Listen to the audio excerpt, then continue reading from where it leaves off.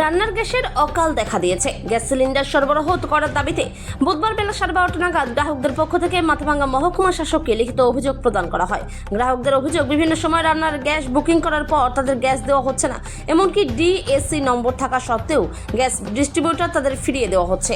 Gas না পেয়ে তাদের রান্না বন্ধ হয়ে যাচ্ছে বলে অভিযোগ, যদিও মহকুমা প্রশাসন বিষয়টি দেখবেন বলে জানিয়েছেন।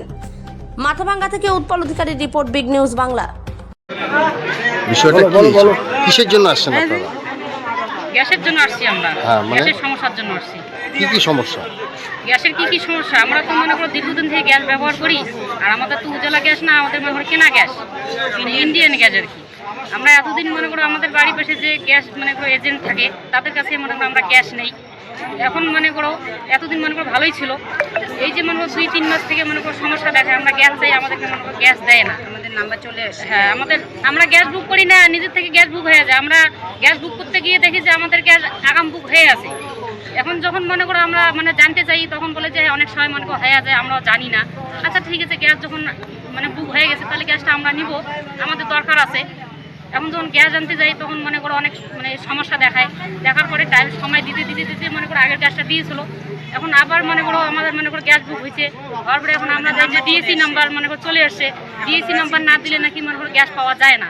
এখন ডিএসসি নাম্বার যখন আমাদের মোবাইলে চলে আসে, তখন আমি ভাবছি যে এখন আমি নিজে অফিস থেকে গিয়ে গ্যাসটা করবো।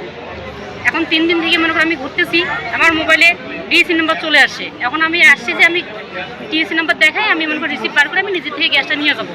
এখানে অফিসে এসে দেখেছি কালকেও বন্ধ ছিল, পরশুদিনও ঝামেলা হয়েছে, আজকেও বন্ধ। ওই যে ম্যাডামটা আসলো, তারপরে ম্যাডামের সাথে আলোচনা, আমরা লাইনে ছিলাম। ওই যে জানলাম, আমি তো এতদিন আসি নাই, প্রথম আসলাম আর কি, জানার জন্য যে কি ব্যাপার আছে। আমরা তো ওদের কাছ থেকেই নেই। এখন গিয়ে দেখি যে ব্যাপারটা কি, আমাদেরও তো জানার অধিকার আছে, তাহলে গ্যাস পাচ্ছেন না? গ্যাস পাইনি। আমি বললাম ওই ম্যাডামকে, অনেক কিছু বললাম যে আমার ডিএসসি নাম্বার ঢুকছে, যাদের করে ডিএসসি নাম্বার ঢুকছে তাদের করে গ্যাসটা দিয়ে দেন, তাহলে তো কোনো ঝামেলাই নেই। যাদের করে আসেনি তাদেরকে না একটা সময় দেন বা বুঝান। উনি বলছে যে না, এখান থেকে গ্যাস দেওয়া হবে না, সবার এলাকার যে এজেন্ট আছে তারাই গ্যাস দেবে। এখন আমাদের ওখানে যার কাছে গ্যাস নিয়ে তাকে ফোন করলাম, তাকে জিজ্ঞাসা করলাম, সে বললো যে না, যতক্ষণ আমরা রিসিভ হাতে পাবো না ততক্ষণ আমরা গ্যাস দিতে পারবো না। এখন কি করবো বলো তো? এখন তাহলে গ্যাস না পাইলে উপায় কি আছে আপনাদের? তার জন্য তো আসছি এখানে, আমরা তো গ্যাস চাই। আপনার নামটা কি? আমার নাম ফুলতি রাখুয়া। কোথায় বাড়ি? কোথায়? ময়নাতলি বাজার। কেন গ্যাস কি হচ্ছে? গ্যাস আমাদের নাম্বার চলে আসে, আমরা গেলাম ওইখানে, আমাদের গ্যাস দিচ্ছে না, বলতেছে যে না হবে না। কেন বলতেছে যে না, আপনার এখন লাইটের বিল লাগবে, লাগবে। আমার বাড়ি হচ্ছে নয়াহাট, আমি থাকি মাথাভাঙ্গা শনি মন্দিরে। বলে কি না, গ্যাস দেওয়া হবে না। বুকিং করার পরে গ্যাস? হ্যাঁ, বুকিং করার নাম্বার চলে আসছে, ডিএসসি নাম্বার চলে আসছে, ফোন দিচ্ছে না। আজকের সঙ্গে 3 দিন হয়ে গেল, 3 দিন থেকে ঘুরতেছি, এখনো পর্যন্ত গ্যাস দিচ্ছে না। এখন তো আমার রান্না বন্ধ, আমি তো টাউনেই থাকি, এখন কোথায় পাবো গ্যাস?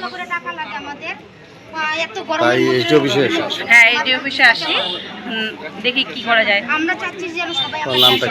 আমার নাম হচ্ছে শিলা বর্মন। শিলা বর্মন।